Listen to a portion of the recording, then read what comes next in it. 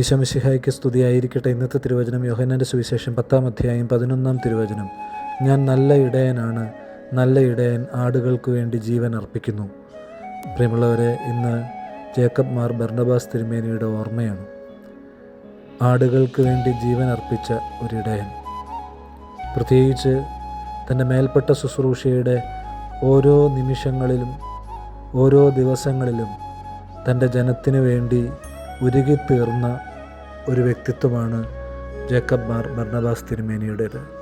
പ്രത്യേകിച്ച് കൊറോണയുടെ നാളുകളിൽ തൻ്റെ ആരോഗ്യം പോലും മറന്ന് തൻ്റെ ചുറ്റുപാടുമുള്ള പാവപ്പെട്ട മനുഷ്യരുടെ വിശപ്പകറ്റാനും അവരെ ചേർത്ത് പിടിക്കാനും അഭിവന്ദ്യ പിതാവിന് സാധിച്ചു. അതുകൊണ്ട് തന്നെ ഇന്നും ദീപ്തമായ ഓർമ്മയായി ബർണബാസ് പിതാവ് ഹൃദയങ്ങൾ നിറഞ്ഞു നിൽക്കുന്നു. അന്നേ പിതാവിനെ ഓർത്ത് ദൈവത്തെ മഹത്വപ്പെടുത്തും. ബലഹീനരും ഭാവികളുമായി ദാസ് നിങ്ങളുടെ പ്രാർത്ഥനകളാൽ കരുണയും സഹായവും പ്രാപിക്കട്ടെ.